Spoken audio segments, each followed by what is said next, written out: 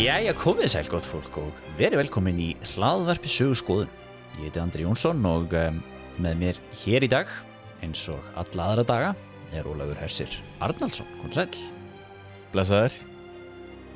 Já, við erum mættir hingað aftur í upptökur á þessum ágæta sunnudegi og það er nú heldur betur byrjað að hausta og maður sér það að við erum að fara að byrja að færa okkur yfir í veturinn.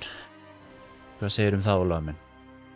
Jó, það snjóaði nú hérna smá í morgun og alltaf nætufrost og nagladekkin eru komin undir og þannig fyrir þetta í vetur og alltaf snjór hérna í fjöllum. Það er gaman að sjá hvernig snjórinn færist alltaf neðar og neðar í fjöllum. Einmitt. Já, þetta er kuldalegt og við erum að fara yfir í nýjan hlaðvarpsvetur. Við byrjum hér aftur eftir sumarfríið í ágúst og erum búin að vera að setja upp smá dagskrá fyrir okkur núna í vetur en það er mikið annað í gangi í vetur eins og vorum að ræða hérna fyrir þáttinn. Jú. Það er nú eitt lítið kríli á leiðinni til dæmis Já. sem að setja strik í reikningin. Þetta strik í reikningin, já. En það eru hlutir sem eru komin hérna á blað sem að vera talað og í hlaðvarpinu söguskoðun í vetur og hlaðvarpinu söguskoðun er sjálfsögðu fyrir þá og þau sem er að koma hér ný að viðtækjunum, hlaðvarpum sögu og sagfræðileg málefni. Við Ólafur höfum nú haft þann siðin á að koma hér saman annars slegið og taka stöðun á málum og fræða hvort annan hinn ýmsu málefni og í dag er engin undantekning á því. Við ætlum að tala aðeins já, við ætlum að fara aftur til miðalda. Hvað voru að tala hér í síðasta þætti? Man ég það ekki. Jú, það var PTSD. Já. Við erum að tala andlega heilsu og svona ýmis önnur málefni. Það var gott dæmi það hvernig við förum víðan völl í þessu hlaðvarpi. Einmitt. Og þar áður voru að ræða kommunistaflokk Íslands og íslenska kommunista og við ætlum að halda okkur svolítið á þessum íslensku slóðum.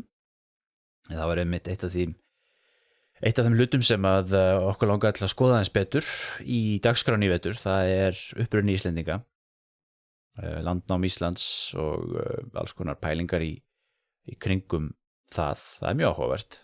Það er mjög áhugavert. Hvað ætlum við að tala um í dag, Ólafur? Já, það er nefnilega það.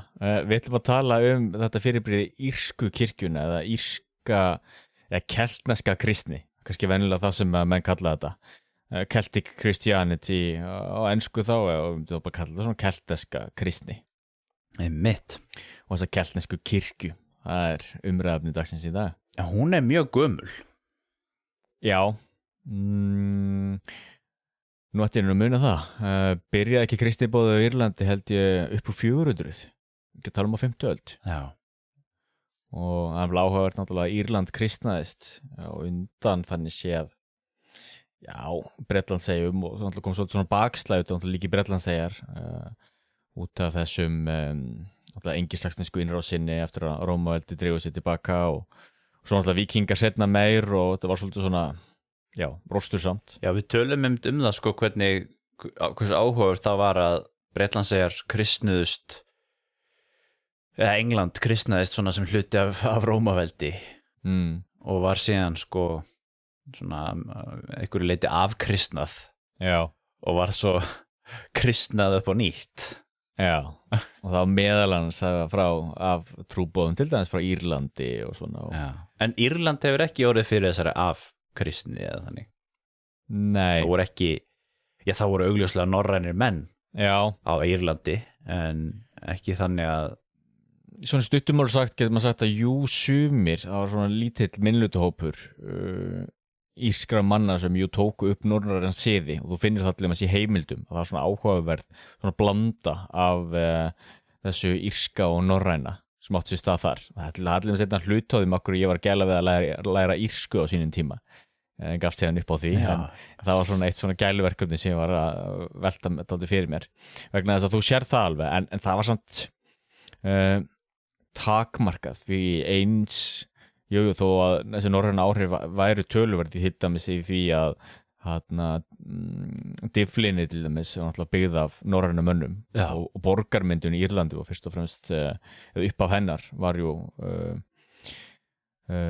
á rætur sínar rekja til norræna manna Þá var það samt aldrei þannig að allt samfélagið einhvern veginn afkristnaðist. Nei.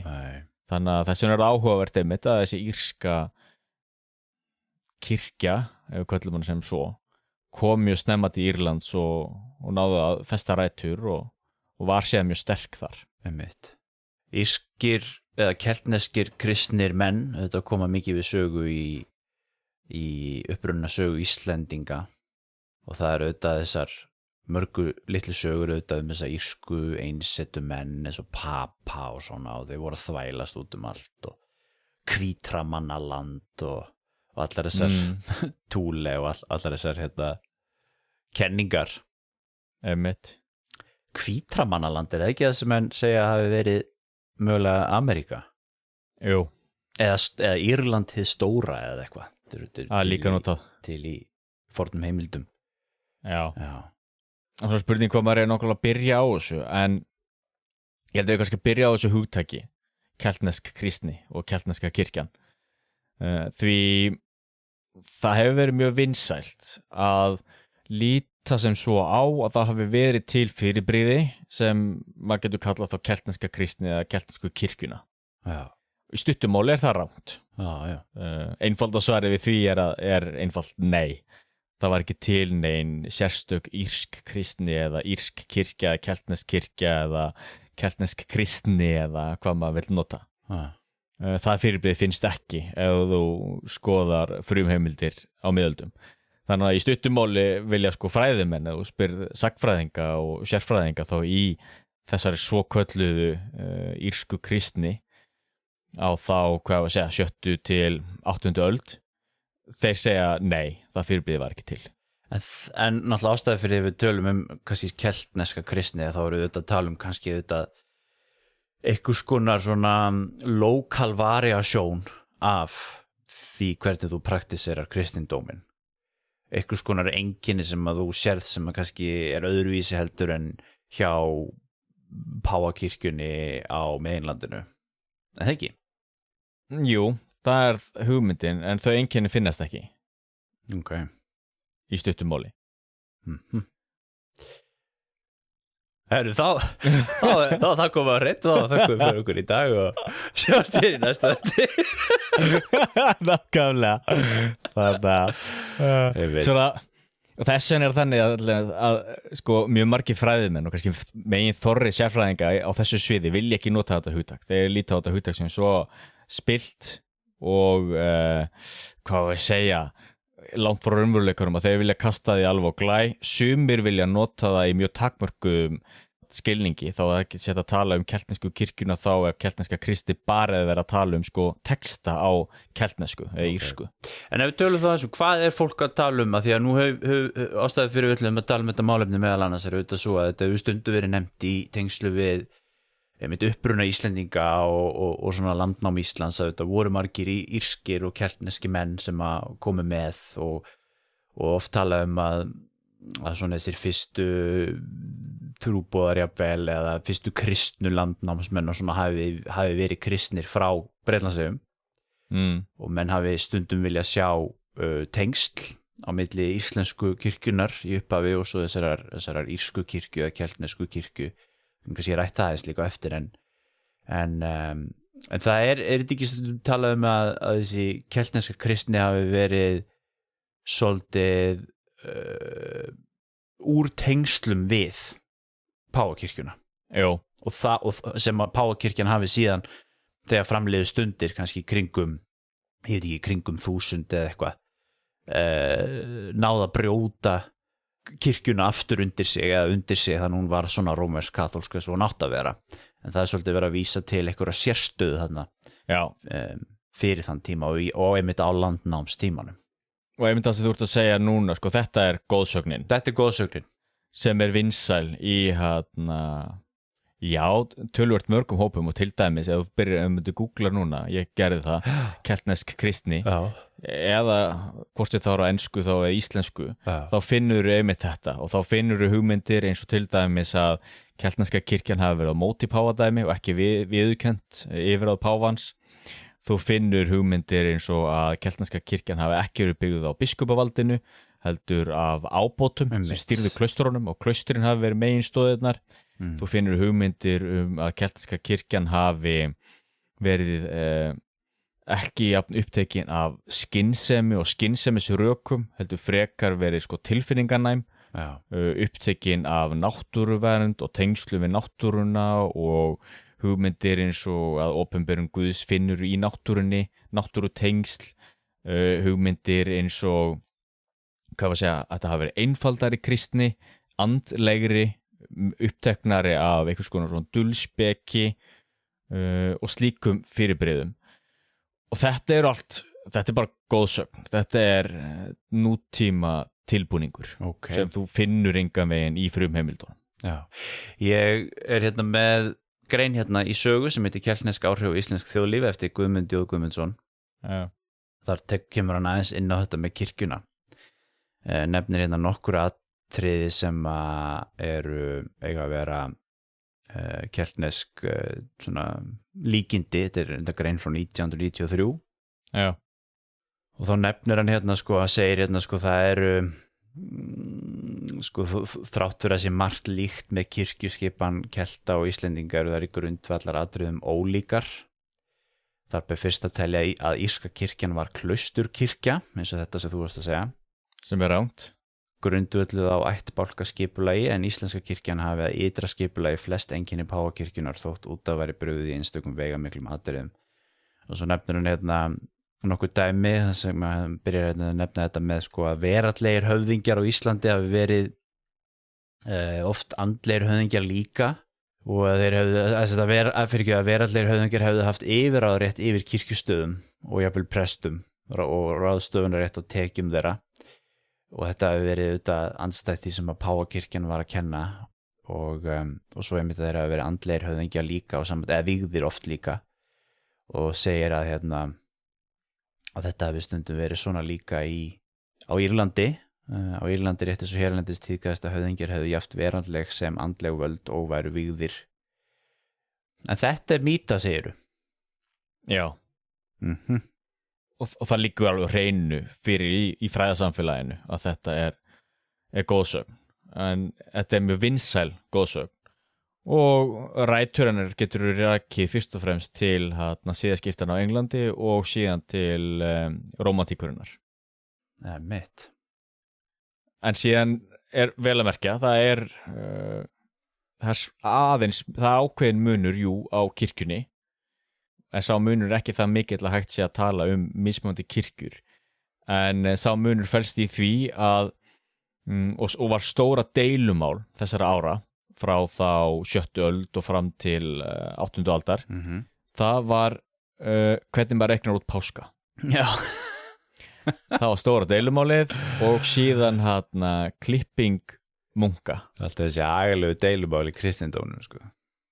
Já, en það er svona létt að hlæða núna, en hvaða deilumál eru nú ekki hjá okkur? Þú ert borið þetta saman við deilumál sósíalista, ertu sósíaldemokrati, ertu kommunisti eða hvað það er? Og miðaldamenn myndir líka horfa á það og hlæja að því. Hvaða rugl er þetta? Einmitt. Þannig að það er í raun og veru það sem er sko stóru deilumálun og ég sé fyrir mér einmitt að þá ég sagði þetta í upphafi og þetta þessi írska kristni, keltneska kristni sem góðsögn, þá var það alveg heilt málefni í þátt. Plús náttúrulega líka hvað við kalla svona sérstaka sérstakt fyrirbrigði innan keltnesku kirkjunar sem voru þessi einsettu menn. Einmitt.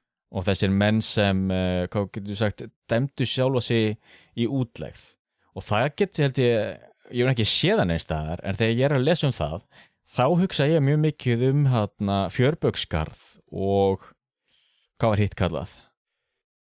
Fjörbaugsgarður og skógangur. Já, einmitt, skógangur, já. En það er einmitt spurning líka sko, hvort að það séu írska áhrif því það eru hugmyndir þess efnis að það kristna fyrirbrigði geti komið upphálega úr veraldlegum rétti á Írlandi, veraldlegum lögum.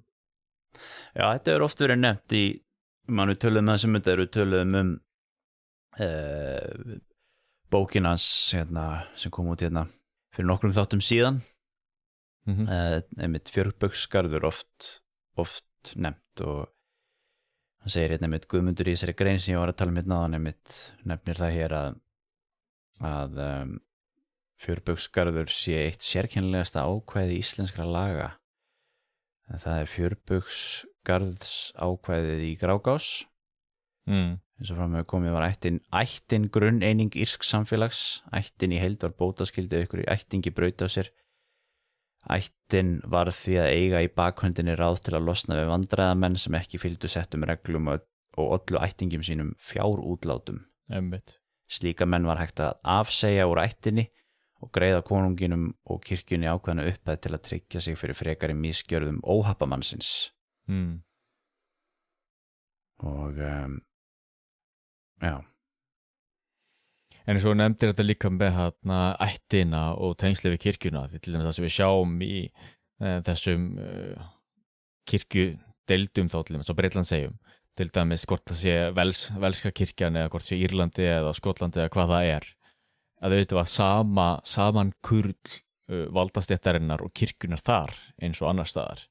Það hefur verið hluti af þessari rómantísku hugmynd að líta á þessa keltnesku kristni sem einhvern veginn svona saklausara fallegara fyrirbrigði, það sem að kirkjan ekki var í valdabröltinu á meðan að sko kirkjan auðvitað hefur alltaf verið dregin inn í valdabrölt aðalsins.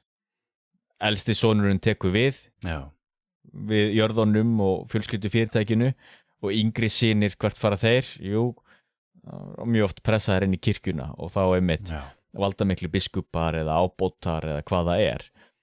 Og þetta eru auðvitað oft tvær hliðar bara á sama pening. Auðvitað voru kirkjudeildirnar eða kirkjurnar klaustrin á Írlandi ekkert öðruvísi en að sína heimildir það alveg á tæru.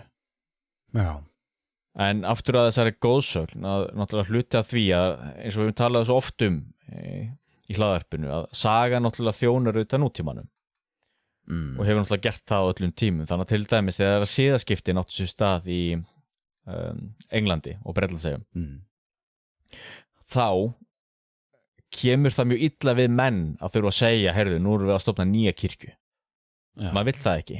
Og sérstaklega ekki vegna þess að, sko, ef við lítum að þess á þetta út frá hugmyndasögunni, að það er algjör undantekning að líta á það sem er nýtt, það sem er skapandi, það sem er öðruvísi sem jákvætt. Það eru gildi sem við höldum rosalega loft í okkar samfélagi. Það að vera svona rebel, vera svolítið uppreisnarmaður eða koma með eitthvað nýtt eða býr til nýja bíómynd eða skrifa nýja skáldsögu eða kemur með eitthvað nýja list. Það er rosalega flott. Það verður aldrei þótt flott í mannkynssögunni. Það verður alltaf hort aftur og bak og frekar sko viðhalda hefðunum. Þannig að þegar siðaskiptingin eiga sér stað, þá er náttúrulega búin til ákveðin hugmynd og hún gengur það ekki út á það að nú erum við að búa til nýja enska biskupakirkju. Nei, við erum að teygja okkur aftur og við erum að endurreisa sérstök okkar gömlu svona keltnesku eða svona, þetta er tala um Britans og British og eitthvað þannig, þú ert að búa til eða þú ert að endurreisa gömlu kirkjuna. Einmitt, þetta sé ákveðin endurreisn, já. Einmitt. Eins og bara til dæmis hugtaki endurreisn alltaf, þú veist, okkur notum maður alltaf það. Nei, það er ekki nýsköpun, þú ert að teygja aftur og bak og þú ert að taka aftur í notkun þetta gamla. Þannig að þegar að breska kirkjan vill fá sjálfstæði frá Rómarkirkjunni að þá lítur hún aftur til keltnesku kirkjunar og segir svona átti þetta að vera og svona viljum við að þetta verði. Já. Og þá er búin til mýta eða kannski spilaður upp einhverjar vísbendingar til þess að styðja baki á kenningunni að keltneska kirkjan hafi verið voðalega sjálfstæð og svoleiðis. Og þetta er eitthvað sem er rótgróið í okkur sem manneskjum, því til dæmis ef þú horfir á frönsku byltinguna, það er ekki verið að búa til nýtt samfélag þannig séð, heldur að vera að endurreisa gömlu góðu gildi Rómaveldis. Þessur er alltaf latínun öll þessi hugtök þar. Bandaríska byltingin síðan, nokkur mánuðum seinna, það er ekki verið að búa til nýtt samfélag. Nei. Við erum að horfa aftur til gamla góða lýðveldisins í Róm og nú erum við að endurreisa það. Einmitt. Síðan alltaf þegar tíma líða og sérstaklega þá í tengslu við sko rómantíkina þá líka verða þessar hugmyndir ennþá sterkari og mér finnst þetta svo oft ég sé þetta svo oft þegar maður er að lesa fjarlægðin gerir fjöllin blá og það er alveg sko gegnumgangandi stef í sögunni að menn búa sér til einhverjar hillingar og einhverjar ímynda sér einhver samfélög sem hafa verið til áður og þá mitt í þeim tilgangi að nota það kannski sem til dæmis þá réttlætingu fyrir því að vilja keyra gegn einhver endurbætur eða breyta einhver í samtímanum og það er náttúrulega alveg augljóst að til dæmis þegar búin að vera að glíma kannski við spillta Rómakirkju þá er það voðalega heillandi tálsýn þarna áður fyrir þessi keltneska kirkja mikið hvað hún er falleg spilling stalinismans bara ef Trotski hefði unnið hvað allt hefur dásamlegt þá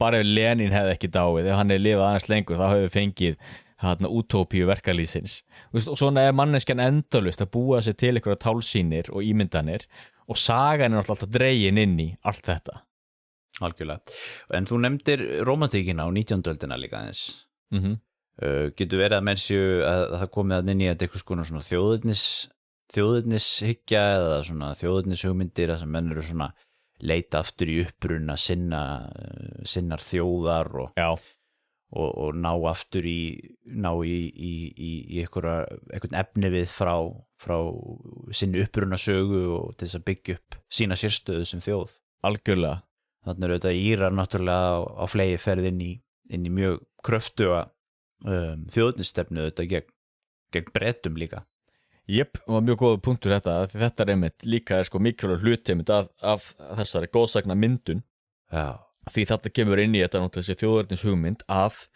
þjóðir eigi sín þjóðareinkenni og þau þjóðareinkenni eru eilíf það er allir með stef sem hefur verið mjög sterkt til þess að auðvitað bara íslenskri sögu eins og alls staðar annars staðar eins og þetta að það er betra að vera smáhöfðingi á Íslandi heldur en stórhöfðingi og þjóna konungnum í Noregi og þetta er náttúrulega hluti af því af hverju þessi hugmynd þessa keltnesku kristni er líka svo vinsæl á Íslandi því að þú googlar það, þú serðu það að menn eru að halda málstofur og þing og þar eru kallar að halda fram þessum góðsögnum og þetta er vinsælt og þetta slær á ákveðna strengi sem mjög margir eru mjög hrifnir af og þá, þú veist, fólk sem er að spá í einhverju svona eins og hvað var að segja, einhverju svona andlum málefnum og maður sé, þú veist, opnari fyrir einhverjum straumum og eitthvað svona í tengsl við náttúruna og eitthvað svona nýaldar hugmyndir sem eru mjög vinsælar á okkar tíma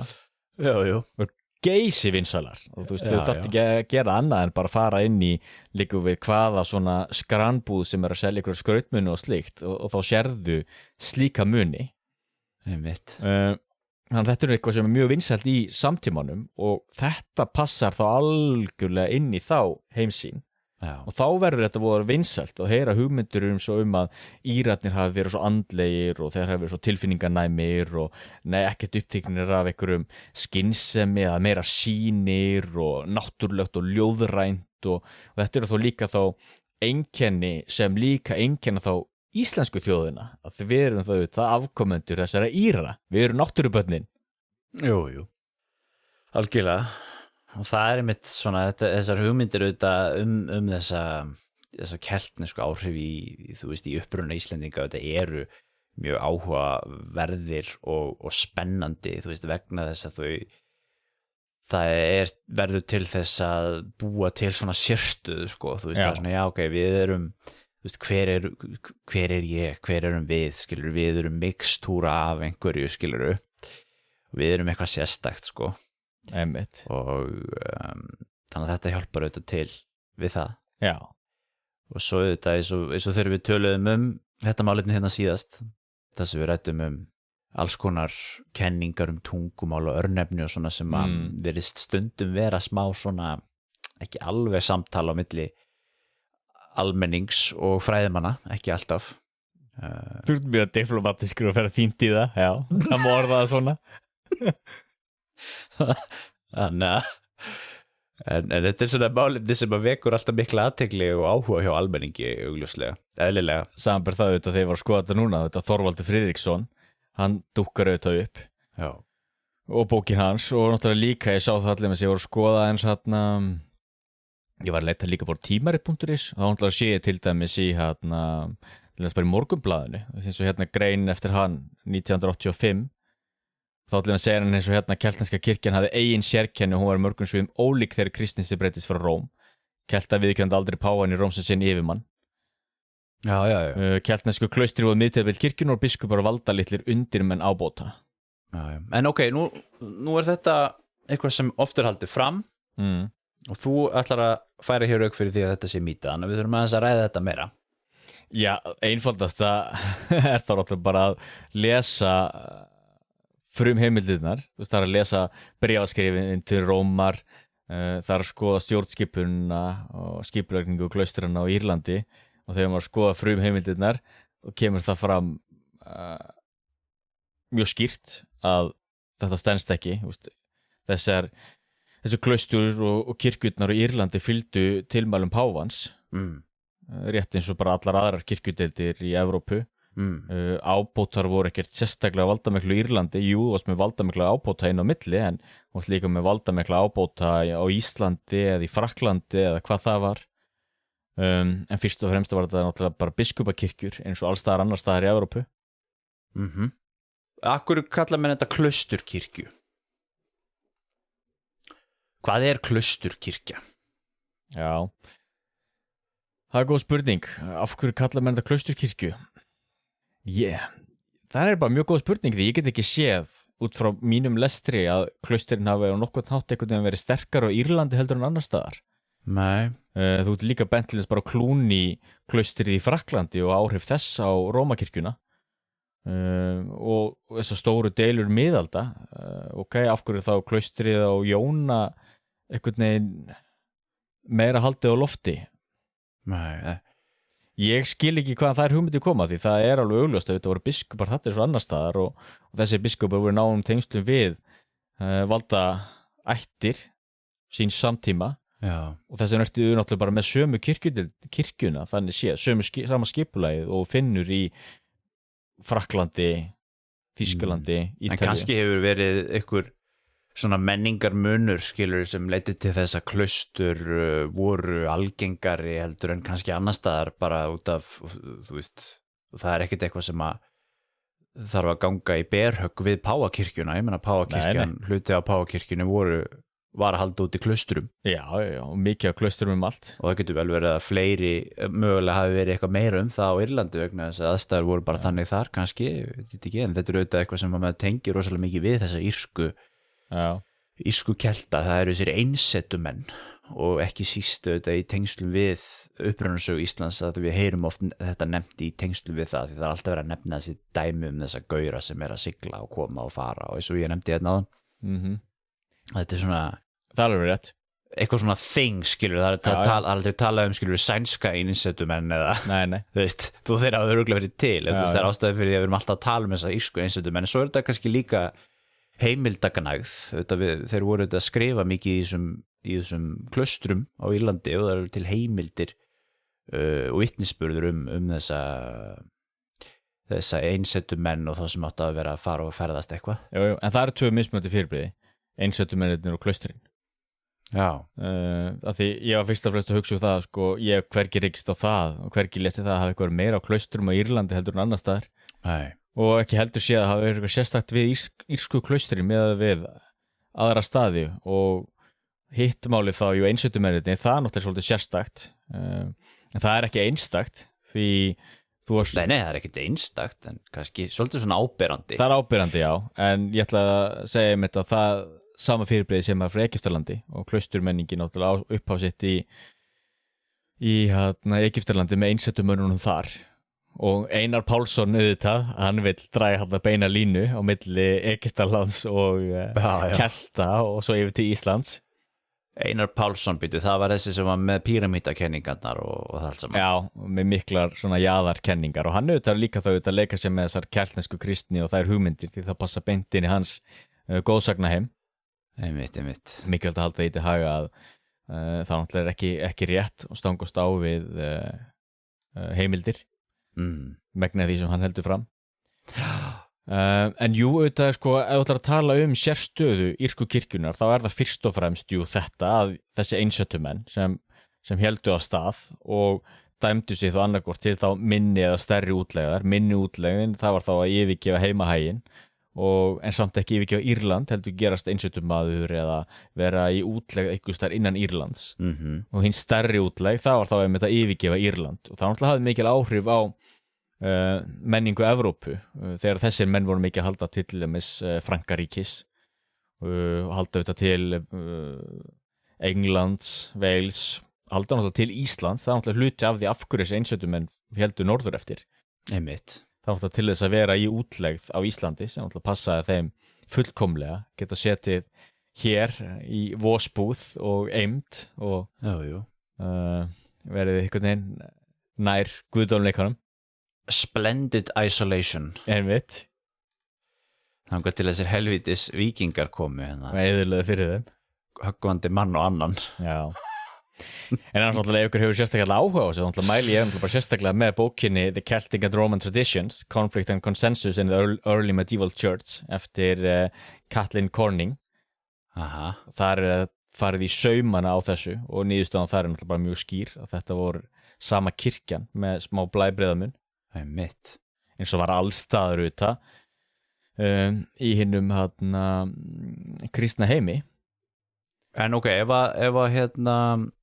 írska kirkjan ekki fræg fyrir það að vera að það var samanblanda milli veraldlegra höfðingja og andlegra höfðingja. Samanblanda, þú veist, það eitthvað meira þar heldur en það stundum nefnt, skilur við, við nefnum þessu íslenska goða kirkja líka, skilur við. En það auðvitað verið nefnt líka þetta. Hún nefnir að það sé eitthvað sem að þú hafir úr heiðninni þetta.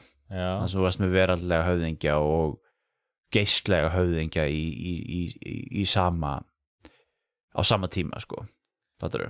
Já, en sko hún Caitlin Corning nefnir það hvergi í sinni bók. Nei. Og ætla nú að vissum þessi bók gefur hún 2006. Já.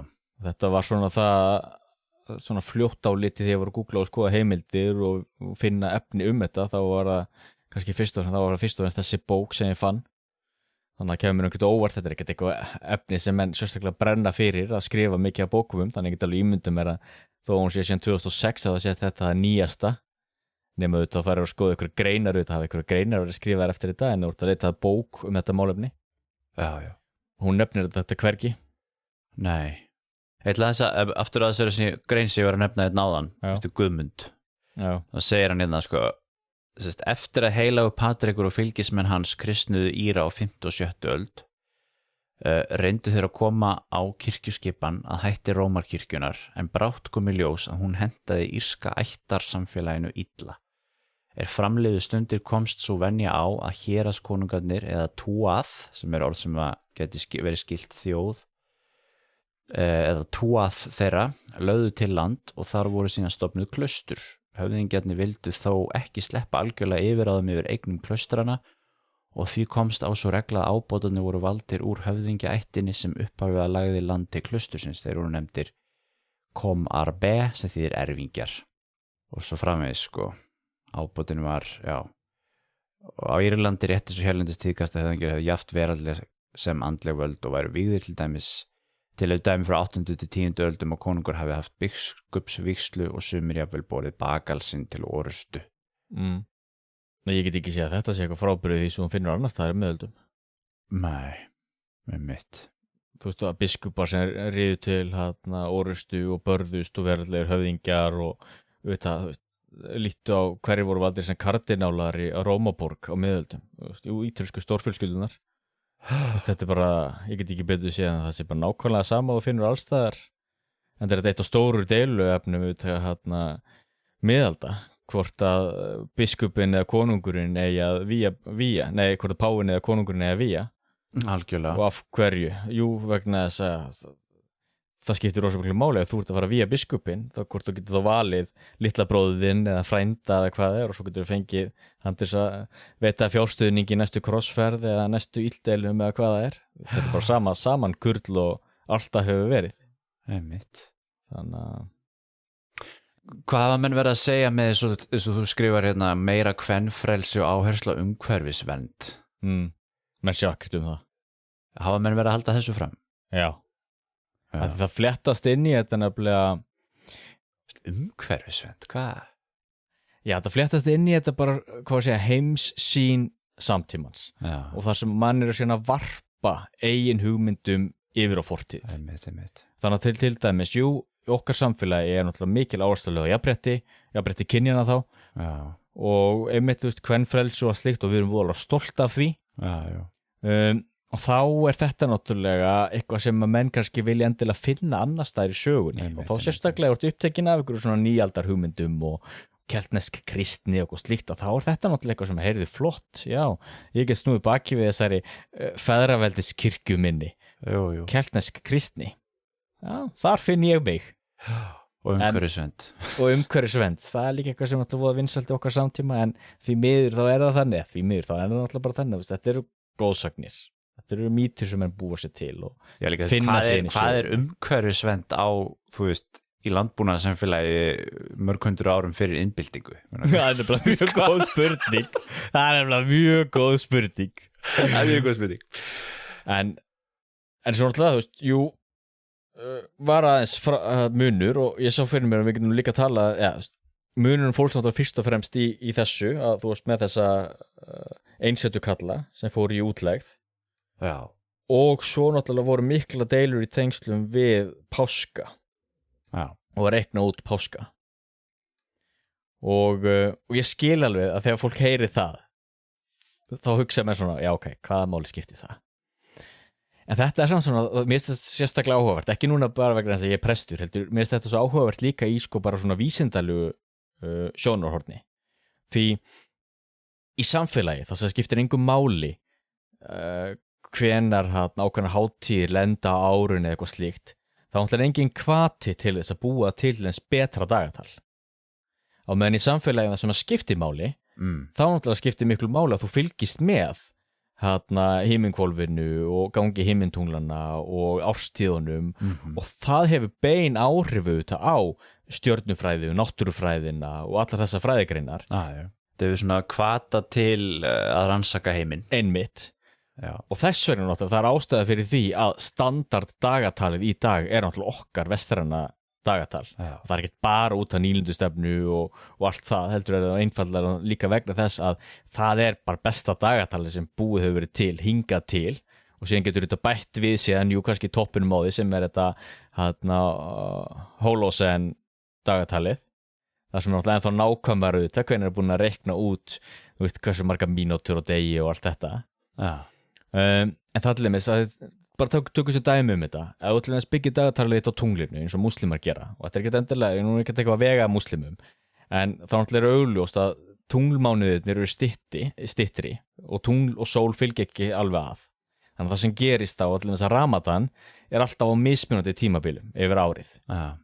Eitt árið þá var Ramadan kannski í júlí, næsta ár, eða einhverjum árum setna þá var Ramadan alltaf komið fram í desember, og þannig að þetta er alltaf mismunandi. Og það er náttúrulega flóknar að fylgjast með til dæmis sögunni, ef þetta er alltaf á reiki. Já. Eða til dæmis hvað atburðar að miða við. Jú, við ætlum að miða við þegar Sveinn Björnsson tók við þessu forseti. Í valdatíð Sveins Björnssonar 5.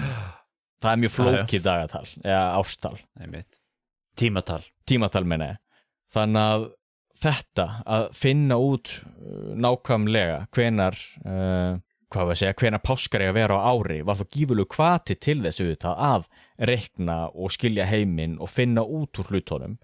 En það er það síðan ekki tilvörun til dæmis þegar jesúítar voru að flakka heiminn, og til dæmis þegar jesúítar voru að heilsa upp á keisarann í Kína. Einmitt, já. Á 17. öld, 18. öld. Já. Þá náttúrulega voru þeir svo rosalega framarlega í stjörnufræði að það vakti mikla aðdáun og undrun, og þeir gótu spáð fyrir sólmyrkva og hitt og þetta. Einmitt, já. Þannig að þetta hefur haft bein áhrif á reikningslistina, á náttúruvísindin. Já. Þetta deiluefni, þetta deilumál sem eru páskar. Jú. Af því, síðan er þetta máli því að hvernig reiknar út páska, að því í raun og veru er það mjög einfalt, þannig séð að páskar eru á Páskar á sunnudegi eftir fyrsta fulla tungl eftir vorjafndægur. Þá eru páskar. Hvað vorjafndægur? Það þegar dagur og nótt eru jafnlöng. Einmitt, já. Að vori. Já. Og síðan eru líka haustjafndægur, þegar dagur og nótt eru jafnlöng á hausti. Og svo náttúrulega eru þetta, þú veist... Sumarsólstöður og vetrasólstöður. Já. Þetta eru þessi 4. Það eru þessi 4. Einmitt, já. Og þetta allir, bara þetta hérna fyrirbrigð, þú veist, þetta skiptir náttúrulega líka máli það upp á að ákveða það allir hvernig þú ætlar að planta einhverjum fræjum og landbúnaðurinn og allt slíkt. Já. Og svo náttúrulega kemur inn í þetta allavega túlkanir líka. Páskarnir eru fyrsti sunnudagur eftir vorjafndægur. Já, sunnudagur eftir fyrsta fulla tungl eftir vorjafndægur. Og er það þannig ennþá? Já. Já, þannig að þess vegna páskarnir alltaf á mismundi degi auðvitað. Já. Af því það sem flækir þetta síðan er að til dæmis sjá gyðingum þegar þeir fagna sínum páskum, Pesha, sem þýðir bara ganga framhjá og minnist þess þegar að engill dauðans gekk framhjá Ísraelum í Egyptalandi til forna. Það skiptir ekki máli á hvaða degi sú hátíð lendir. Það er bara, hún er bara á þessum tíma og það skiptir ekki máli hvort sem miðvikudagur, fimmtudagur og hvað það er. En auðvitað fyrir kristnamenn þá skiptir það máli auðvitað að páskarnir verða að vera á sunnudegi. Þú verður auðvitað að vera með föstudaginn langa. Já.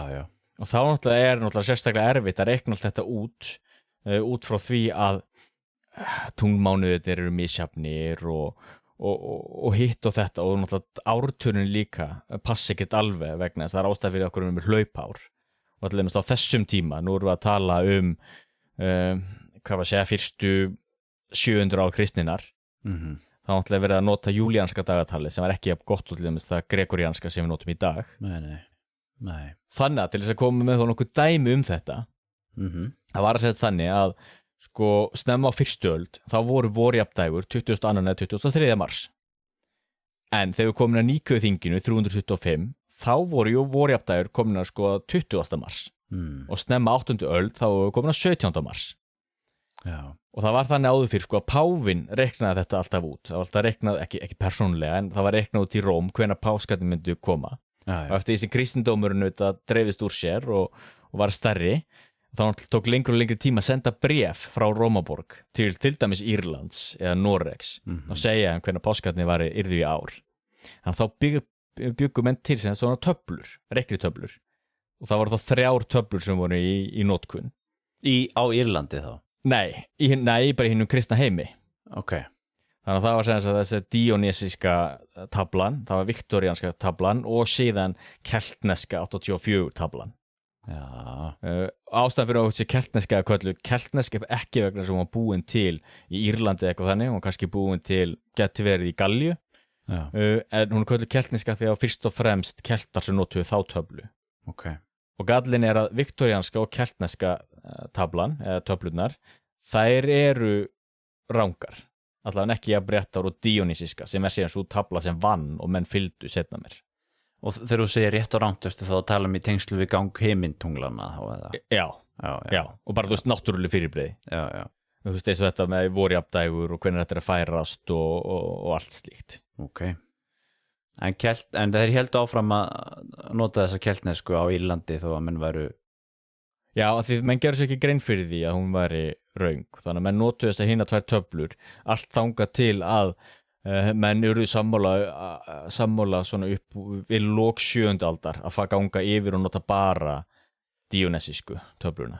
Kanski fyrir hluti 8. aldar, en það allan var séðan sammældusmenn það. Þetta er mjög snemmt fyrir hluti 8. aldar.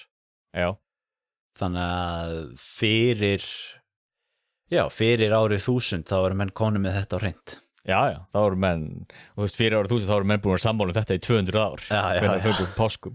Og svo kemur líka inn í þetta þeir voru með að segja að þeir klipptu sig öðruvísi, írsku munkarnir. Já. Það sem að þannig eins og allir hafa séð þessar munkaklippingar með þarna og rakarið á toppinn og rakar nakkan. Já. Og þá áttu líka eftir þyrni korunu Krists. Já. En keltarnir klipptu sig þannig að það er eins og þríhyrningur með botnin þá nær enninu og botnin á píramídunum. Já. en það fyrirbrigði þá það líka eitthvað sem hérna fjall úr tísku og menn hættu að nota eftir að menn hættu að nota þetta keltnesku reiknutöflu. Því síðan þetta náttúrulega hefur mikið að segja þetta með hvað við segja, starffræðin og reikningslistin að þetta hefur náttúrulega verið hvati til þess að læra starffræði, að geta reiknað út hvenær páskar voru og það er náttúrulega, við skulum ekki vanmeta eitthvað svona fyrirbrigði hafa mikil áhrif að því að þú getur lært að reikna til þess að reikna út páska, þá getur þú nota þá starffræði og þá færni til þess að reikna út aðra hluti sem er svona hvati sem vindur upp á sig. Já, algjörlega. Og ég hef svo gaman að allan svona hlutum að því þetta er svo gott dæmi það hvernig sko drifkrafturinn kannski fyrir einhverju tækninýjungum og slíku kemur oft frá einhverju trúarlegu eins og bara það er ekki tilvíðun til þess að gyðingar standa með sko höfuð og herðar yfir öllum öðrum hvað við segja, hópum í dag hvað við kemur Nóbelsverðlaun að hafa.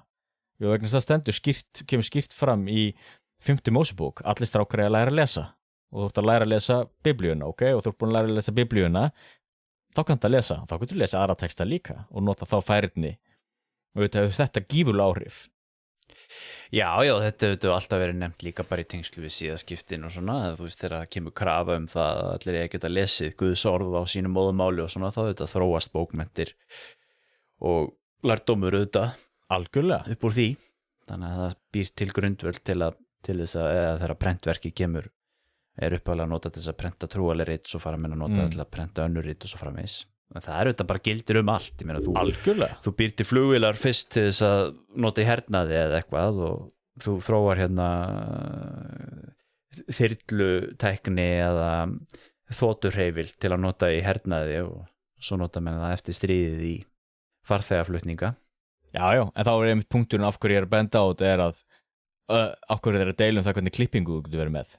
Þá hugsa við það alveg heimska og af hverju að deilum það hvernig að fagna páskum eða ekki. Já, þú líka kannski benda á að fólk vill auðvitað líta á trúarlegar deilur kannski gamla daga sem eitthvað svona, þetta er barnaleg hindurvitni en þú ert að benda á hér að það hefur haft líka rasjónal afleiðingar í för með sér og svona, þannig að já. Algjörlega. Og svo þetta líka skiptir málin sem með þetta að þessi mismunandi töflur sem við verið að nota að til dæmis við tökum bara sögulegt dæmi að tökum við til þess bara galju árið 590 þá fagnaði Túrs páskum, Túrs er borg í Galju, páskum 2. apríl og minna restin af Galju var að fagna 27. mars. Og og var einhver spást, skipti þetta öllu máli. Eða var upp á sitt versta, þegar var sett mesti munur á milli þessara taflna sem voru notaðar, þá voru að tala það kannski það voru allt upp í 18 vikur á kirkjuárunni sem voru ekki í samræmi eftir stöðum. Og það náttúrulega gefur auga leið náttúrulega í samfélagi ef þú ert verið að halda hátíðir á mismunandi tímabilum og þá náttúrulega eiga sér stað ákveðin vandamáli því eins og til dæmis ef tökum bara Ísland eða Noreg ef einhverjum myndi vera að fagna jólunum og aðfangadegi og jóladag og vera frá vinnu þú veist 24. og 25. des og svo einhvern tíma aðrir í janúar og það hefur áhrif gífurlega áhrif á samfélagi. Já, þetta er náttúrulega líka bara á, þú veist á miðöldum og í fornöld skilur þetta er náttúrulega bara kristin samfélag og það er aðal hugmyndafræði þess tíma skilur sem menn eru að lifa lífun eftir og svona þannig að það er bara eðlilegt að þetta skiptir máli á þeim tíma. Algjörlega, rétt eins og bara ef menn var ósamur það hvernig þú ætlar að vera með sumafrí okkar tíma þá ætlar með þetta að hafa gífurlega áhrif á þjónustu og slíkt og þess að náttúrulega var mikilvægt og mikil pressa auðvitað að menn myndu komast að samkomulagi og mér ást þetta áhugavert líka því ég er líka gaman af svona tilviljunum kannski, ef við kallum það tilviljanir sem síðan geta haft mikil áhrif eins og þegar við erum að tala það í tengslum við Konstantínus mikla og orustunum við Melvínsku brúna, kallum hann ekki það á íslensku þetta fyrirbrigði, hvað sá hann á himnum eða ekki og sumir fræðimenn tala að þarna hafi kannski eitthvað náttúrufyrirbrigði sem hann hefur séð og svo túlkar hann það ákveðin hátt menn sem hafa eitt öllum starfsframa sínum í að túlka það og meta og vera að hafa skoðunur af því hvað hann sá á himninum eða hvað hann ekki sá og það náttúrulega ákveðin náttúrufyrirbrigði sem til dæmis eiga sér stað sem getur haft mikil áhrif eins og bara fimbulveturinn, við erum ekki að tala það en það efni sem ég hef verið að velta fyrir mig að taka upp einhvern tímann í þættinum, þú veist, hvað er þetta fimbulvetur úr norrænni goðafræði og það er einmitt fornleifafræðingar og sagnfræðingar sem hafa bent á það að það átti sér stað einhver fimbulvetur á sínum tíma en allavega að sko árið 664 átti sér stað sko sólmyrkvi og það sem er áhugavert við hann þá er að þá í Jórvík sem notaði þá sér ekki þetta keltnesku töflur þá var sólmyrkvin bara að hluta á meðan á norðarlegra þá var sólmyrkvin allur og upp úr þessu kom síðan líka pláa þannig að þetta hafa sumir sagnfræðingar bent á að hafi verið hvati að því að leysa þessi mál af því þá túlku menn þessi náttúrufyrirbrigði sem þarna er og ennfremur árið 665 þá var bæði sko dionesiska og keltnesku töflurnar sammóla hvenær páskar myndu koma eða ekki og þeir eru og samkvæmt þeim töflum og þá myndi það ekki gerast aftur fyrir 682 og það sem minnst áhugavert líka alltaf með þessa sko symbolík og allt hvað hlutin getur tákgrænt og hvað það túlka allt að þá til dæmis að árið 666 þá hefði þeir alveg mánaðar munur á þessum tveimur töflum. Þetta er the year of the beast. Einmitt. Og þá er þarna, þú veist, þá getur maður alveg séð þetta í þessu, þú veist, kristna heimi og þessu kristna heimsmynd að þeim sérstaklega pressa, strákar, núna verðum að setjast niður og við verðum að leysa þetta. Já.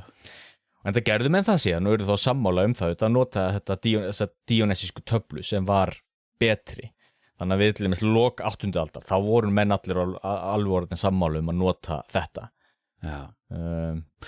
En ok, þá erum við sem sagt komnir að þeirri niðurstöðu að þessi deilumál innan kristindómsins það hvenar og hvernig hvenar páskar væru og hvernig þetta rekna það út það er búið að leysa það svolítið svona það leiti sem að norrænir og keltneski menn eru að ferðast til Íslands. Já, það er búið að leysa það löngu fyrir víkingaöld. Þannig að það er ekki, við getum ekki sagt það að í íslensku kirkjunni séu menn að nota keltneska dagatalið eða eitthvað. Nei. Af því það er búið að leysa það. Já. Þá finnst mér að vera ákveðin spurning sko, ef við ætlum að tengja þetta aðeins við landnám Íslands og þessar keltnesku áhrif frá þessari keltnesku kristni, svona ef ykkur eru.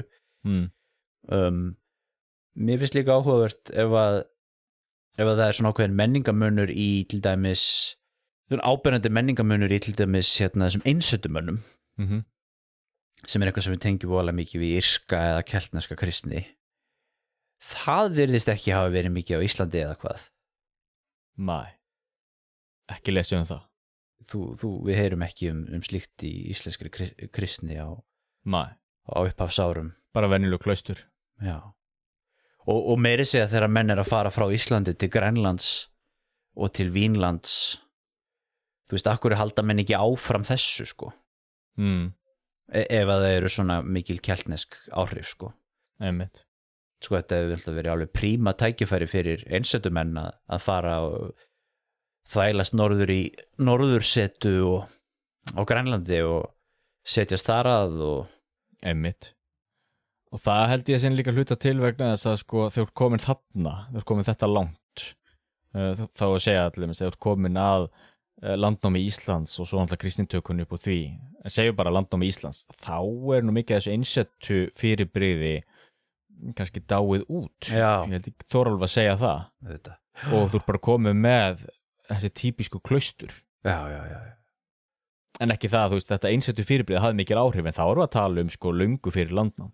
Já, einmitt. Þannig að þegar komið að landnám og þegar til dæmis írskir menn eða fólk sem hafa orðið fyrir miklum írskum áhrifum eins og Auður Djúpúðga og eitthvað slíkt. Einmitt.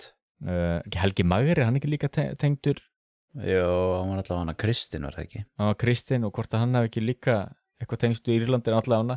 Þegar þetta fólk er að sigla til Íslands, þá er þetta írska einsettu fyrirbrigði búið. Hann sagði það með Þorvaldur í bókinu sinni manstu að Magri sko þýddi var írska og þýddi mikli sko.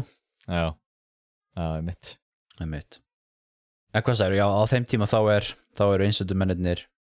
Já, þá er það búið sem fyrirbrigði að vera einn ekki staðar í vosbúð og eitthvað slikt, þá eru menn mikið frekur náttúrulega bara gangið þessu klaustur og svona hegðun, auðvitað, svona einsettu menn og gera alls konar svona sem við myndum segja væri undarlegt eins og maður heyri frá austrinu á síðfornöld og svona gaurinn sem að sat uppi á súlunni til dæmis svona, hvað orðið yfir þessa hegðun gera alls konar svona meinlægt, já og þú veist þess að þú segir í Egyptalandi eða í, þú veist, Litlu Asíu og Sýrlandi og alls konar svona, mörg svona dæmi eitthvað svona bú í tunnu og hvernig með þessa hegðun á miðöldum fasar þetta út þegar framlíða stundir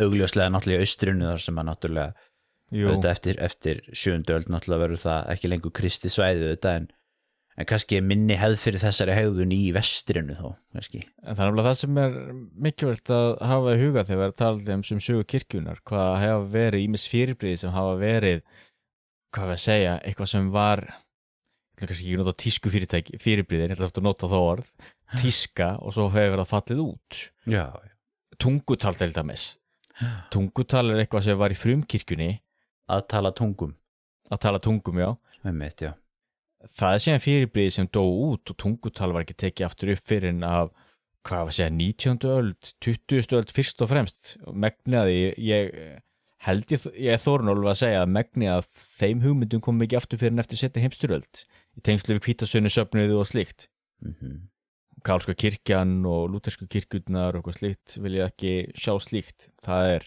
eitthvað sem, hvarf úr kirkjunni tiltölulega fljótt og það náttúrulega eins með þetta þennan minnlættalifnað hann hverfur síðan og svona þá náttúrulega birtist hann kannski í öðrum myndum eins og til dæmis þá í munkareglunum þar sem að þú varst með svona farandmunka svona bettlimunkareglur sem fóru á milli borga og bæja og bettluðu og predikuðu og sáu fyrir sér en lifðu þetta meinlættalifnaði á þann hátt þeir átti ekki neitt átti bara kublin sem voru með utan á sér en þá er samt ekki að lifa slíku meinlættalifnaði eitthvað stór úti í óspiltri náttúru heldur frekar í mannvistum og slíkt og þannig breytast auðvitað þessi fyrirbrigði og það náttúrulega mismunandi hefur verið misjafnt auðvitað í 2000 ára sögu kirkjunar hvernig trúin hefur verið iðkuð en segð mér nú eitt, ef við hoppum aðeins úr einu í annað en samt þessu tengt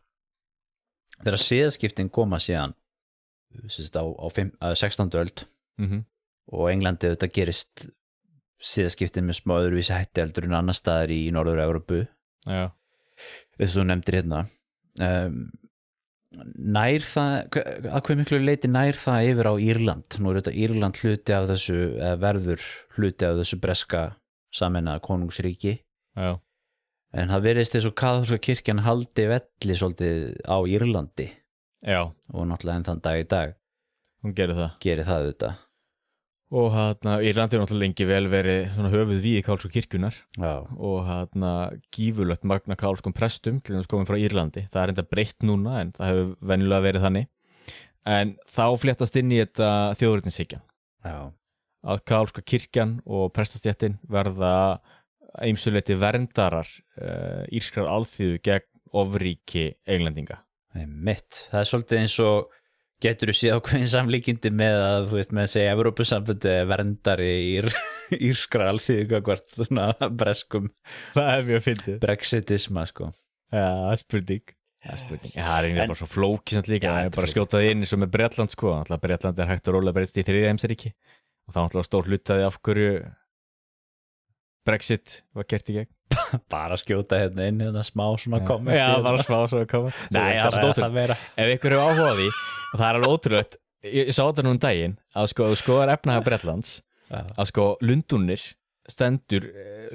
ein og sér er bara sko stór hluti af breska hagkerfinu og þú fjarlægir hana og horfir á bara hver eru svona meðaltekjur þá utan Lundúna og hvernig sko þessar gömlu sveitir eru og þá er það bara ótrúlega mikil af iðnvæðing og aukin fátækt og það er stórmerkilegt að sjá hvað er mikil misskipting en allavega ég hefði kannski ekki skjótt þeir því það er alltaf bara efni í heilan þátt eða efni í heila bara heilt podcast sko podcast, en það var gaman þetta með Evrópusambandi og það er ennþá deilur þarna og svo náttúrulega er líka mikilvægt að halda því til haga að sko, hvað við segja, það náttúrulega gífurlega mikið, ég held að sé nú ekki að segja henni fara með henni íkjur, en það mikið hatur þetta ennþá á Bretlandseyjum á milli þessara þjóða algjörlega og með þessa fólks já.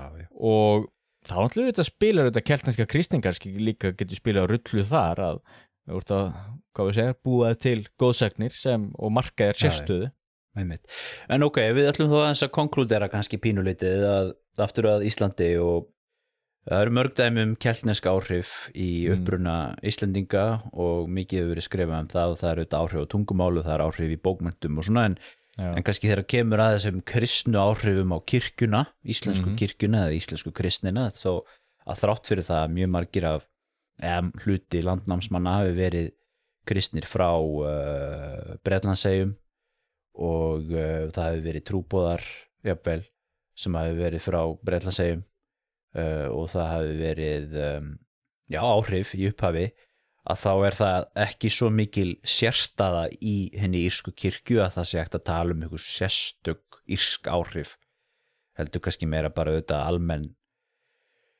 almenn kaþólsk trú Einmitt og svo kannski þessi mögulega sérstaða sem felst kannski í samkurli veraldlegs valds og andlegs valds eða geistlegs valds sem þú sérði í góða kirkjunni íslensku og svona það sé eitthvað sem almennt vandamál ef við notum það orð út frá sjónarhorni Rómarkirkjunnar og almenns eðlis og eða ef eitthvað að þá á það líka menningarlega rætur í heiðnasamfélaginu þetta þar sem að veraldlegir og andlegir höfðingir voru saman í því en það auðvitað eitthvað sem að þú sérð allstaðar eins og við töluðum með áðan sérð allstaðar og ekkert sérstaklega írst við það endilega Nei einmitt og ég nú sérð allstaðar líka bara í mannkjöfum þurfum ekki endilega að tala bara kristina það engin aðskilnaður ríkis og kirkju í Íslam hefur aldrei verið það engin aðskilnaður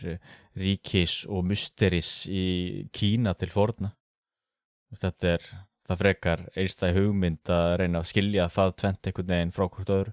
En byrju, nú er ekki ég sérfræðingur í þessu sko en það hlýtur ástæði fyrir að menn að taka þetta fram sem eitthvað sérstakt íslenskt fyrirbrigði, þessi góða kirkja, að það hefur verið öðruvísi heldur en annars staðar á meginlandinu. Þetta ekkert nákvæmlega eins og á Spáni eða eitthvað, þetta hlýtur að verið einhvers konar þróun sem hefur verið hérna. Jú, og náttúrulega þá fyrst og fremst vegna þess að þetta góða fyrirbrigði náttúrulega sérstakt og menn veit ekki nákvæmlega hvaðan það kemur og af hverju það var eins og það var. En já, það sem mér þetta fyrst og fremst í huga þá að menn hafa ekki kynnt sér nógu vel frumheimildir annars staðar frá og eru einblína of mikið bara á sinn litla haug og sitt sérsvið. Mér finnst það oft skína í gegn. Það mér finnst mjög oft mín reynsla en venjulega svo þegar ég held að eitthvað sé sérstakt og einstakt að þegar maður byrjar að kynna sér það betur þá reynist það almennt ekki vera það. Og jú, þetta góða fyrirbrigði, já, en hvað er það? Jú, það lítið til á heimildum að það erfitt að segja til það en meira að segja, þú veist, menn vita ekkert nú skal ég kannski passa mig hvað ég segja en menn vita það mjög takmarka hvað menn vita til dæmis heiðnina fyrir kristina því við höfum engar ritaðar heimildir frá heiðnum mönnum. Allar okkar heimildir eru frá kristnum mönnum. Og það bara svo skiljanlega að búa til með sögu marxismans og sósíalisman bara skrifaðan af, hvað við segja, fasistum og nasistum og eða kapitalistum. Það yrði mjög flott, mjög skökk mynd. Já, það nú ekki svolítið þannig? Jú, og allir þessi sagfræðingar sem að skrifa það eru nú, fæstir þeirra eru kommunistar og ef þeir eru kommunistar þá tökum við það með pinch of salt. Nei, langflestir eru eitthvað stóru vinstrivægnum. Sagfræðideildin er nú þekkt fyrir að vera mest lituð af vinstrihreyfingunni. Nei, mér finnst þess að þegar maður er að lesa kommunisma og sósíalisma og svona, það oft sem að maður sko þú sér það strax að höfundurinn bara í krossferð gegn viðfangsefninu sko. Mér finnst ég alltaf að rekast að það sko. Já, mér finnst ég jafn oft sjá líka hitt en þú veist, Erik Hobsbawm til dæmis er einn af stærstu sagfræðingum Breta og hann var nú meðlum í kommunistaflokksins þangað til flokkurinn var leystur upp.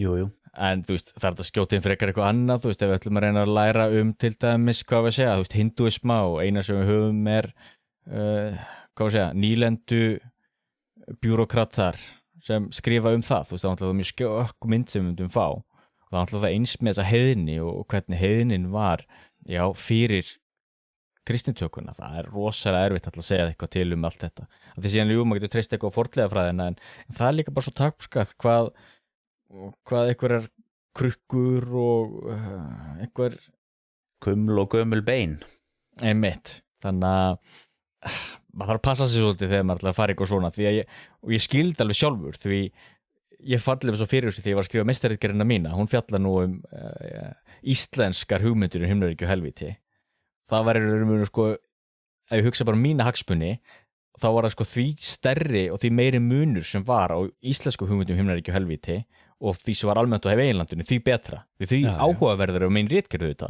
og ég fann það alveg með mig, þú veist, ég var alveg raunverulega að ég var eiginlega að leita, sko, mér langaði svo mikið til þess að finna eitthvað og þá er svona auðvitað með allt og þá er svo mikilvægt að reyna að minna sig á þetta og vera með, þú veist, sjálfsgagnrýni og líka vera gagnrýni þegar maður er að lesa aðra hluti, því auðvitað hefur sagnfræðingurinn auðvitað hagsmuna líka að gæta og þú veist, auðvitað erum við bara svona sem manneskjur auðvitað en hefur verið skrifað, hafa verið framkvæmdar einhverjar svona stóra rannsóknir á þessu, ég sé nú ekki, þú sagðist nú að vera að fletta eins upp í literatúrnum. Ég sé það ekki heldur. Ég sé það nú ekki, sko, maður sér auðvitað það mikið bara keltnesk áhrif almennt á öðrum sviðum og svona, skilur, en þegar kemur að þessu með kirkjuna, það er lítið. Það auðvitað hefur verið skrifið emislegt sögu kristninnar á Íslandi og upphaf kristninnar á Íslandi og allt það, auðvitað hefur verið skrifað mikið það og ég er svo sem ekkert kíkt í það núna. Nei, en þetta er einmitt hlutað af hverju ég ætlaði mér að læra írsku á sínum tíma þegar ég ætlaði mér þá einmitt að skrifa doktorsritgerð þetta og kynna mér þessi málefni en síðan margt annað sem meiri áhuga á. Já. Því ég finn það alveg með sjálfa mig, þetta væri gaman eða væri til ykkur sér keltnesk kirkja, það væri rosa gaman að ég get alveg hugsað mér að skrifa doktorsritgerð það. Hvernig keltneska kirkjan hafði gífurlega menningar áhrif á Íslandi og eitthvað slíkt og ná að skrifa einhverja ritgerð það og gefa síðan út og voða spennandi að þessi keltnesku áhrif eru svo vinsæl á Íslandi og það væri mjög gaman. Farið eitthvað út og státt og bablaði eitthvað eins það og þú veist, það var alveg endilega en ég hef bara aldrei séð neinar heimildur það þannig að því miður held ég að vera ekki nein slík ritgerð. Ég er það nú ekki svolítið þannig.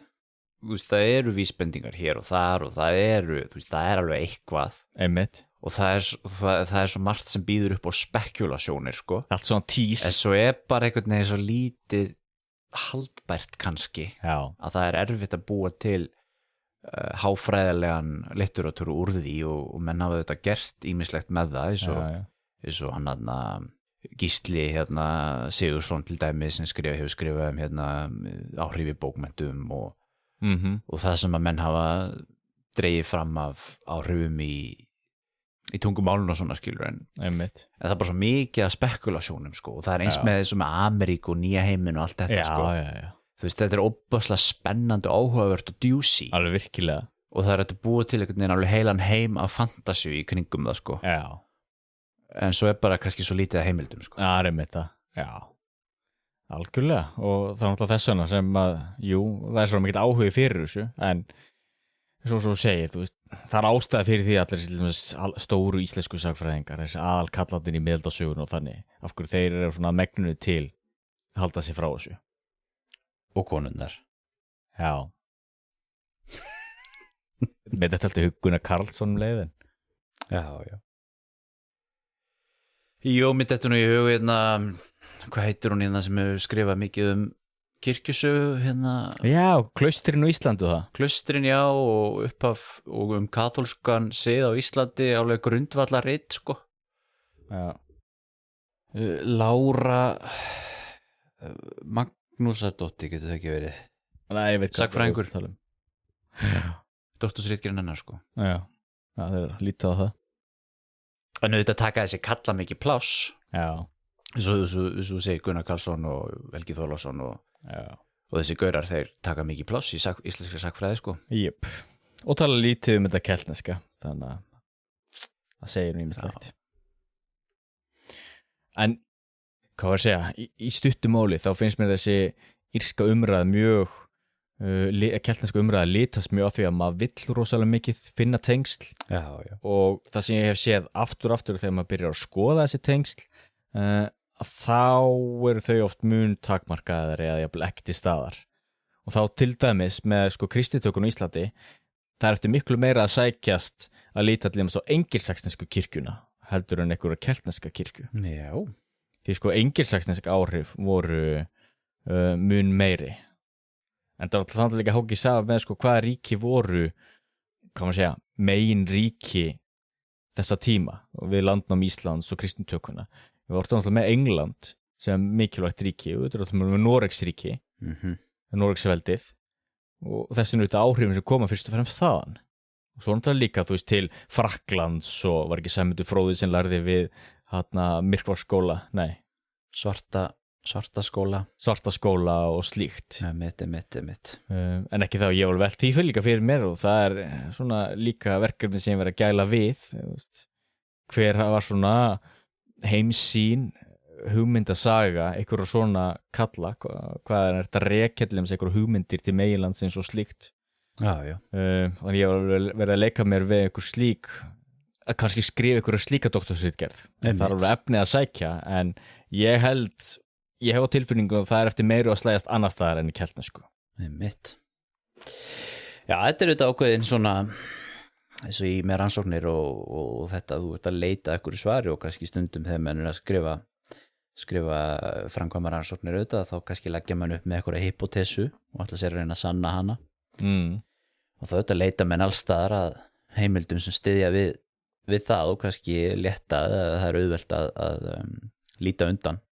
Algjörlega dæmum hið gagnstæð og svo er þetta líka svolítið þú byrjar á okkur verkefni og þú vilt ekki gefast upp á því sko þú vilt ekki vill það auðvitað ekki eins og til dæmis eins og ég var að mynda að hugsa þetta svo maður ætlar að gera rannsókn og segja skilur ok, hér er hypotesan mín kannski hún er að þetta hafi verið svona og svo ferðu út í leiðangurinn og þú ætlar kannski að vera mjög opinn fyrir því að þú veist ef ég kemst að því að hypotesan heldur ekki vatni þá er það bara niðurstöður líka það er mjög leiðilega niðurstöður það er nefnilega málið, já og það er ekkert eitthvað sem er góð fræðimennska sko nei, einmitt svo ég skrifaði doktorsritgerð svo allar haldaði fram að þessu mjög rosalega mikið írskum áhrifum í íslensku kirkjunni kemst síðan að það er niðurstöð að það voru ekki já, einmitt það var svona, já, ok það er þetta, það setti þetta líka niðurstöður, því þá ertu bara búin að kannski útiloka það, en við ætlum kannski ekki að fullera það ef að slík rannsókn hefur ekki verið gerð, það er tækifæri til þess það er það, já það er kannski að vera hægt að gera það og þá er nóg að tækifæri með þessu þú getur skrifað doktorsritgerð þess að þú heldur út í þann leiðangur og þú ætlar að afsanna þessa mýtu, þú getur líka að gera það já, og það er algjörlega líka að skrifa doktorsritgerð um það, sko þessa hugmyndasögu og þar er af sko nægu að taka það getur verið áhugavert í svona út frá auðvitað hugmyndasögunni að rekja þessar hugmyndir þennan svona rauða þráð sem já, loðir við umræðuna það er mjög áhugavert að skoða hugmyndasögu og hvernig hugmyndir breiðast og hvaðan mennur að fá hugmyndir og ekkert bara á miðöldum þetta líka bara í nútímanum eða á 20. eða 19. öld og ég hef alveg haft mikið áhuga því að skoða tengslanett og hverju voru að tala við hvern og kortleggja tengsli við landamæri og svona hjá hópum og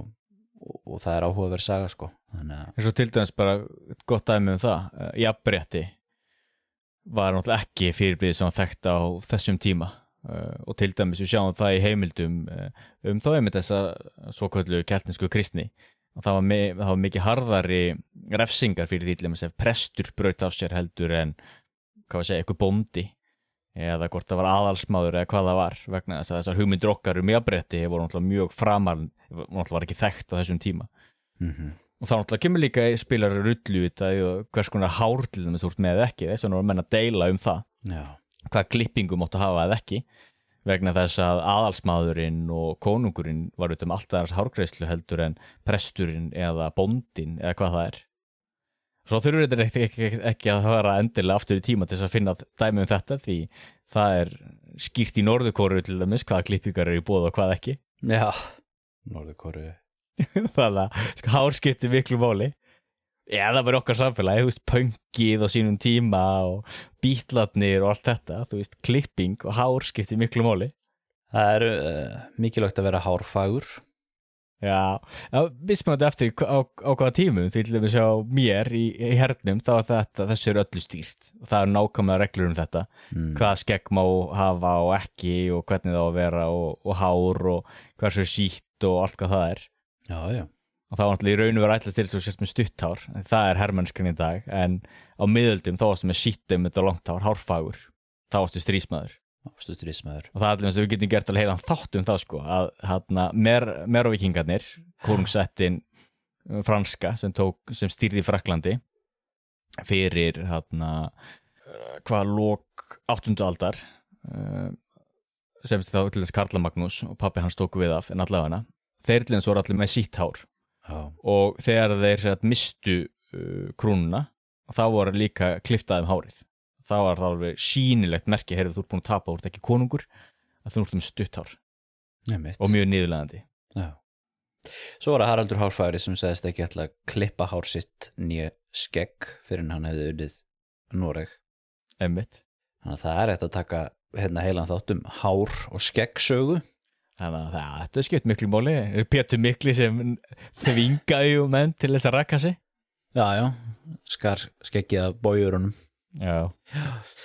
Herðu, já líka eins og bara þau maður er að skoða rómar, það er áhugavert hvernig svona skegg líka, þú getur séð það kemur og fer úr tísku. Já. Bara líka okkar tímum með þetta, ég meina skegg var mikið í tísku hjá karlmönnum svona eftir hrun, en fyrir hrun þá var það ekki í tísku skilur og svo var það í tísku í 9. áratugnum og 8. áratugnum og svo fyrir, þú veist á 7. áratugnum var ekki tísku og svona. Einmitt. Og svo sér þetta með rómarkeisar líka, þú sko, styttunar á rómarkeisurum þá kemur það og fer líka, sko. Já. Allt í einu byrjaði að hafa skegg og Grikkir voru með skegg og Já. Og ástæða fyrir að kálsku prestarnir eru almennt ekki með skegg. Við man ekki hvað það var langt aftur til að finna páfa með skegg og það var náttúrulega líka áhrif einmitt frá rómarska lýðveldinu og keisurunum allan til að byrja með sem voru skegglausir. Þegar Rómverjar voru náttúrulega almennt ekki með skegg í sérstaklega út af hernaði náttúrulega. Skegg er fyrir í hernaði, það er ekkert nema vesen að vera með skegg eða úr að berjast. Og svo lýstu rómverski sagnfræðingar náttúrulega germönskum stríðsmönnum auðvitað sem síðskeggjuðum og með sítt hár og í buxum og svona. Herru, er eitthvað meira af þessu að taka og við förum að slá botnin hér í þessar umræður? Írska kirkjan og keltnesk kristni, upphaf Íslendinga. Ég get nú sagt að þetta sé svona megin atriðin en jú, þú veist það tala náttúrulega mikið meira þetta og eitt annað dæmi sem þetta skjóti inn bara hérna í lokinu náttúrulega líka sýnin á synd og sérstaklega synd eftir skírn. Það á til dæmis sér maður kannski áhrif frá keltnesku samfélagi og Írlandi að þeir skrifuðu mjög sko nákvæmar lýsingar á þá afbrotinu eða syndinni og síðan bótinni þá hvernig þú getur spætt fyrir það og með þetta þá líka í hug sko hvort að þetta getur ekki verið eitthvað sem að getur tengt kannski við hvað íslenskt réttarfar það er að segja við verið að lesa í Grágás það er voru áhugavert ef þú ert slegin í andlitið svo að blæði úr nefi þá er svona mikla miskabætur fyrir það og ef þú brýtur handlegginn þá er að borga svona mikið það þessi refsingar, það er allt svona nákvæmt en ég veit síðan aftur móti ekki hversu mikið það er eitthvað sérstök lagalegt fyrirbrigði í Írlandi og Íslandi, ég efast það, ég held að þetta sé meira svona almennt miðaldasamfélag eða jafnvel eldra en það sem þú varst með svona skýrar lagareglur, við náttúrulega ekki með svona lög í dag að þetta er svo flókið, þú getur ekki romsað upp allt sem er ólöglegt og nákvæmlega viðurlögin við öllu.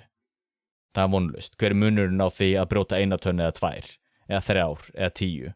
Þú getur ekki skrifa það nákvæmlega. En allavega, þetta er tekið sem dæmi að þarna hafa þessir írsku munkar haft svolítið áhrif á kirkjuna almennt í Evrópu því þeir voru mjög uppteknir af þessu og búa til svona lista. þannig að það segir mér mislegt en ekki það, það var svona gaman að líta á þetta gaman að líta á þetta